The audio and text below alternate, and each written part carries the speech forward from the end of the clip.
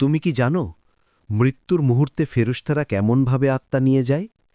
আল্লাহ সুবহানাহু ওয়া তাআলা কুরআনে বলেছেন, যখন কারো মৃত্যু উপস্থিত হয় তখন আমাদের ফেরেশতারা তার আত্মা কেড়ে নেয়, আর তারা কোনো ভুল করে না। সূরা আন-আনাম ৬:৬১। যে মানুষ জীবনে নামাজ পড়েছে, আল্লাহকে ভালোবেসেছে, পাপ থেকে দূরে থেকেছে, তার আত্মা ফেরেশতারা এত কোমলভাবে তুলে নেয় যেন এক ফোঁটা পানি কাপড়ের উপর থেকে ধীরে ধীরে গড়িয়ে পড়ে।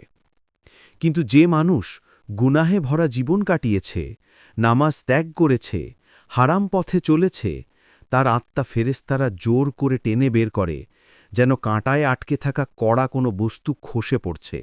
তার কষ্ট ও যন্ত্রণা তীব্র হয়। সেই সময় আত্মা চিৎকার করে, কিন্তু পৃথিবীর কেউ তা শুনতে পায় না। এই মুহূর্তটা একদিন তোমারও আসবে। প্রশ্ন শুধু একটাই, তোমার আত্মা কি শান্তিতে যাবে নাকি যন্ত্রণায়?